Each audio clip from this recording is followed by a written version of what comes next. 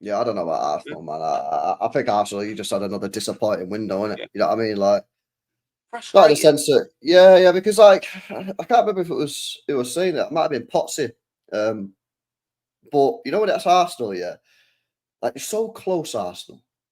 I think Arsenal's so close to having like a top tier starting 11. Do you not agree? Like if they can get like a Rodrigo through the door on that left hand side, you got Rodrigo, Gyökeres, Saka, Odegaard, Zubimendi, Rice, and then your defence and goalkeeper, which is Mint. I think that's an unbelievable starting 11.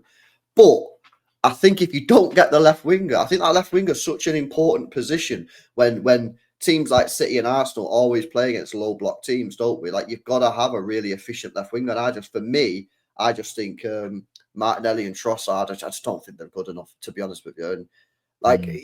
he must be so annoying to be an Arsenal fan because I look at it from the outside and I go, you guys are so close. It's like, back when you could have signed Suarez. If you would have signed Suarez, you would have won a league. 100% you would have won a 100%. league. You Yeah. didn't sign him. If you sign a top level left winger right now, you've got as good a chance as anybody. But without that, I just don't know. I just don't think you've quite got enough, man.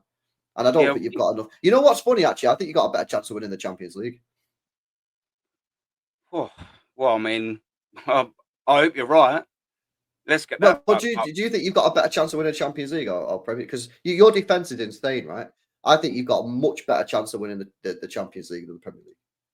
Yeah, I suppose when you factor in luck of the draw, being on the right side of the draw, maybe getting that decision go your way, maybe just Arsenal being better than the vast majority of teams they play. Who knows? I suppose, yeah, it, it probably is a little bit easier to win. Having said that, we haven't won it in 140 years, but you kind of get my drift. Over the Premier League in 38 games, it's grueling. You definitely are the best team in England if you win after 38 games. So yeah, I suppose by that logic, the Champions League would be probably easier to win. But I mean, Mm. it's still that's not to say it's easy. Do you know what I mean? It's a big tough competition, especially when we ain't won it. I don't know with Arsenal, man. It's when you're looking at that left wing as well. We need a match winner. Like you said, we're constantly facing low blocks. It's so easy to play against Arsenal. So when you get them proper world class left wingers, that Rodrigo maybe isn't just yet, but probably would be knocking on the door of being one. He's at least a bracket under it. They're match winners. They'll make something happen. A bit of magic to get you turn that 0-0 into a 1-0. And Martinelli and Trossard is stale. We've seen over the last 3, 4, 5 seasons, it just isn't enough. They're not good enough, and we massively, massively need an upgrade on that left side. Where do you see? Look, the Eze deal, is probably going to happen. It probably going to happen. What a lot of reporters are now saying is that your club see him as a 10 or an attacking midfielder and not a left winger. Where do you see? Because again, we know he can help break down the low block. We know he has that creativity. He's not a left winger, and he might play out there sometimes.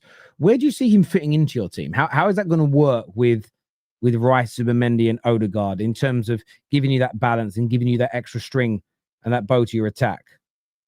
Yeah, I mean, if you was to ask me what I'd want to see, it'd be to replace Odegaard. To be fair, Odegaard just ain't really done it for me in the last 2 years, and I think that number 10 position definitely needs freshening up. Whether that's competition, whether it's to just kick him out and say like Eze's number one choice, I don't know. But you need competition in them positions, and Odegaard's just had his own way, unchallenged for 3, 4, 5 years, and it's the same with the left hand side. It's stale. It lacks competition. So getting an Eze in there to shake up that position might get the best out of Martin Odegaard, and then you get best of both worlds. But we definitely need some shaking up in them positions for sure, and especially that left hand side. And I think I said this to you before, Tel. If we was to get Eze and Rodrigo, go to a 4-2-3-1, with Zubimendi and Rice at that double pivot, Eze at the 10, and then Rodrigo, Gyökeres and Saka up top. I reckon that's a fantastic team. That that I'm then changing my outlook on the next season because I'm looking at that squad and I'm like, that's bloody good. That is a good first team. But we're not there yet. We're going into the season again. Apologies with Martinelli. It's stale. We've been there, done that. We know he's not good enough.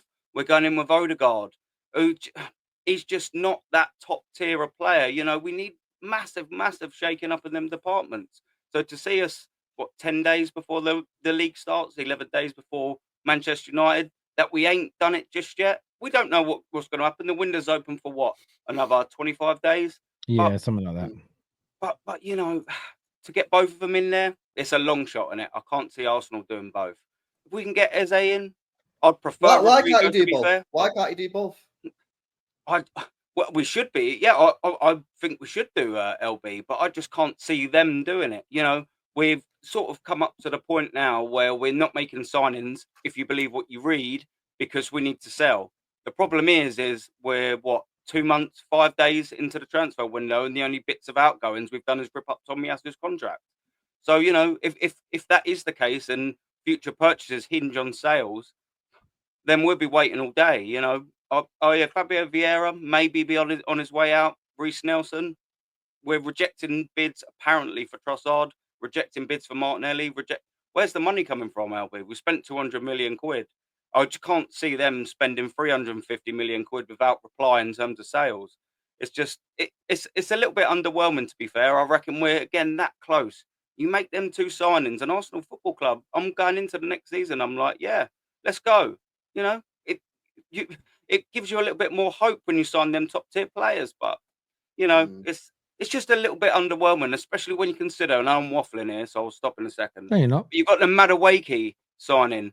This is what I was saying the whole summer about Madueke. Now he's here, fair enough, whatever. But getting him in early, it's hardly as if there was a queue of clubs for Madueke. We could have put that on the back burner and had 55 million to spend on our left-hand side. You know, so I'm thinking you've got him in now, and is that hindering the actual position where you need to start, as opposed to buying a backup right winger? Can I I ask you a just question? don't get it. Go on, mate. There's definitely not a world in which Arteta's planning on making Madueke your starting left winger, is there? Probably. I mean, you don't know, but then do we need to? Why is he refusing to sell a Trossard? I don't know. It's a sticky one at Arsenal Football Club at the minute. You play him at left wing. I mean, what's happening on that left wing? Is that really an improvement on Martinelli? Maybe, probably not. You know, we're talking about a guy who scored 13 Premier League goals in total in the last 3 seasons in Madueke. You know, you're not talking about a prolific player that's coming in, going to be tearing it up, out of position on the left-hand side. It's a bit of a frustration. You know, all well and good to Madueke if he's going to be the backup to Bukayo Saka and they get a left winger in, fair enough. But I just think the timing of that purchase, we could have left that Madueke deal on the back burner and got in a Rodrigo or an Eze. And then all of a sudden, you're looking at a totally different Arsenal team. Is anyone scared of Arsenal Football Club that we've got Madueke in the door? No one cares. No one cares because he don't improve our team anywhere near as much as 50 million suggests it should. It's as simple as that. Are you quaking in your little boots, you boys, that you'll be lining up against Madueke next season? Of course you're not. You I can't believe. I still sake. think it's Come on. like some sort of social experiment that you signed Madueke. Anyway, man, 50 million quid is absolutely outrageous. But do you see what I mean, though, LB? We've spent that money, and now we can't sign a starter on the left-hand side for a backup right winger. But that's why I think the question. Sorry to interject. I think that's why the question is so fair from LB. Is he a backup? Now the rhetoric has been that he is, and I don't necessarily think that order of signings dictates priority. So there is a train of thought with Rodrigo that he's still saying he wants to stay at Real Madrid. I don't think there's been a final decision by Madrid around what they're going to do yet. So maybe you wait as an example, and it turns out Madueke is a backup. But there is another train of thought which holds water, that he might be a much more important part of the first team this year than people are being led to believe. I also heard a really interesting fan theory the other day. I read this and I didn't verify it. Did Bergkamp flop at Inter before he joined Arsenal? Say that again, sorry? Did Bergkamp flop at Inter before he joined Arsenal? Apparently so. Yeah, we know. Look at the strikers he had there. Look at the players. Yeah. When I say flop, I don't know how he played. Just like he didn't do well there, and they wanted to get rid of him. Equally, I think we all know that Thierry Henry didn't have a great time at Juve. I read this interesting thread, and it was from some Arsenal fan who was basically saying, I think Arsenal were trying to recreate what they did with Bergkamp and with Henry by buying players that have struggled elsewhere and turn them into stars here. Now, I think it was a little bit satire, but I was laughing and I was like, oh, you can't compare it, man. That being said, I do think about this. If there was a Bergkamp and an Henry equivalent right now, who were, on Bergkamp, amazing at Ajax, world class, moves to a big club in Inter, like in the 90s, the Italian clubs are the biggest flops.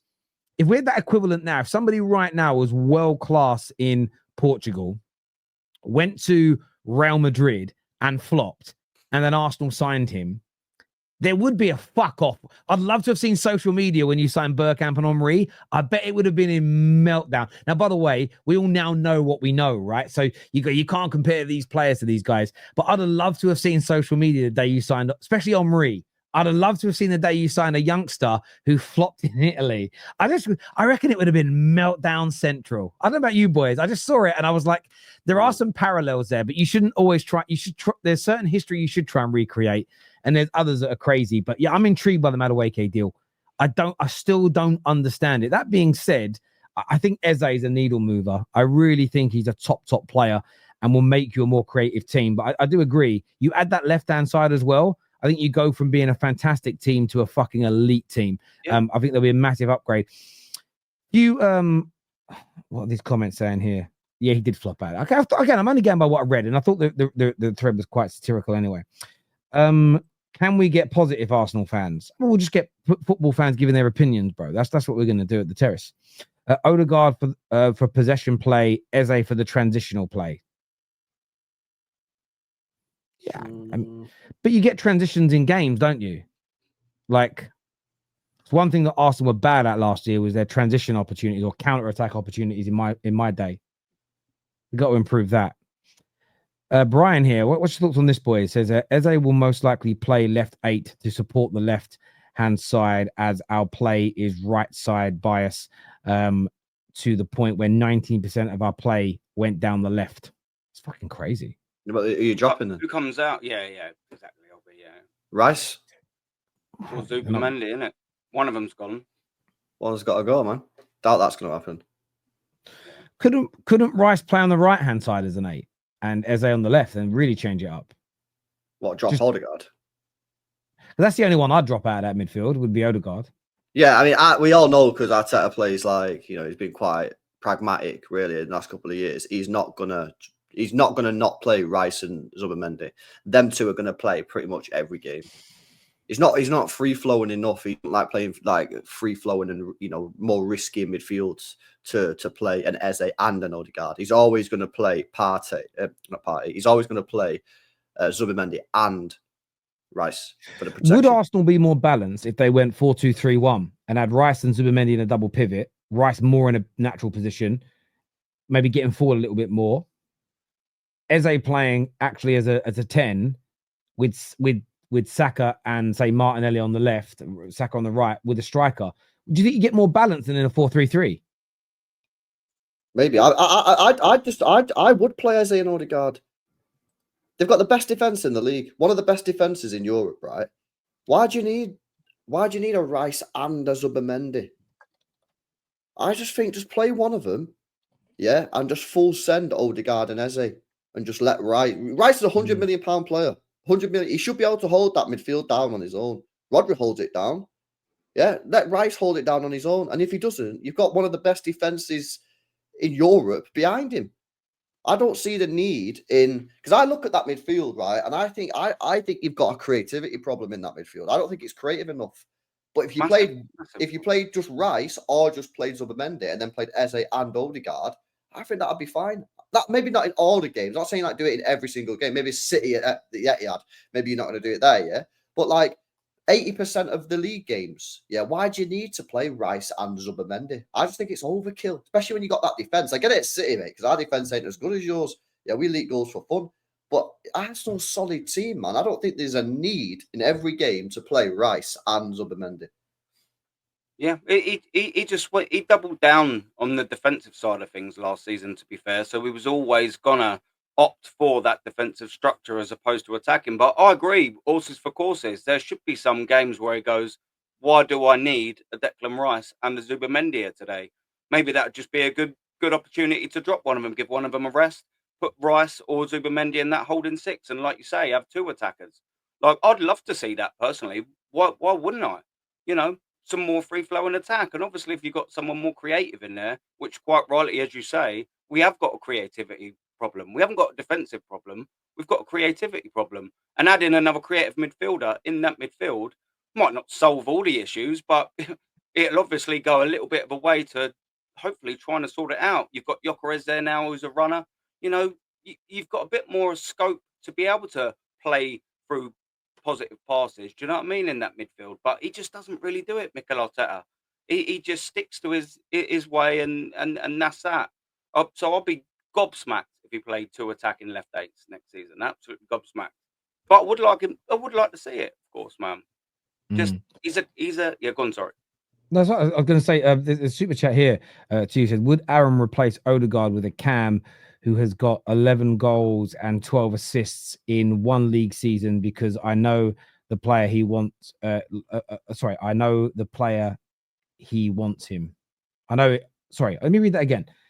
Would Aaron replace Odegaard with an attacking midfielder who has got 11 goals and 12 assists in one league season? Because I know the player if he wants him. Is he trying to give me Odegaard's stats of not last season, the season before, and trying to catch me out there? I'm not 100% sure, because it seems like that's what he's doing. And if that is what you're doing, you cheeky bastard, yeah, you're going to say Odegaard, aren't you? Unlucky, son. But cheers, Rob. This here.